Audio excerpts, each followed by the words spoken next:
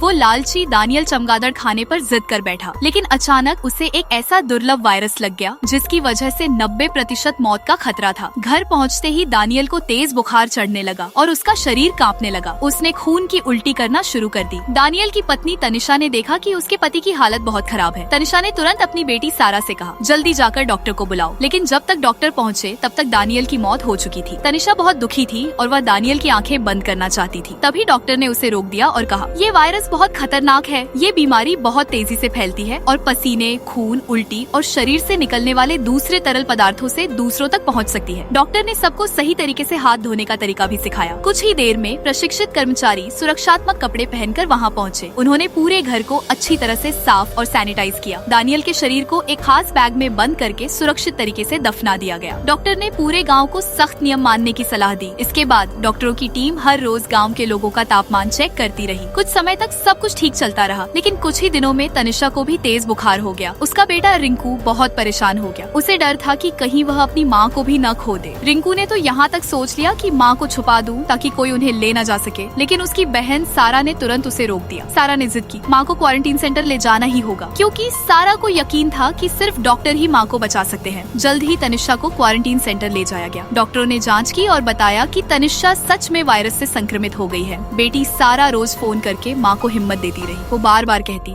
माँ हिम्मत मत हारना, आप ठीक हो जाओगी। दिन बीतते गए। डॉक्टरों की देखभाल और दवाई से तनिषा आखिरकार पूरी तरह ठीक हो गई। तनिषा को पूरी सेहत के साथ घर भेज दिया गया। गाँव वालों ने इस खतरनाक बीमारी को हराकर जीत हासिल की और धीरे धीरे गाँव में फिर से खुशियों का माहौल लौट आया।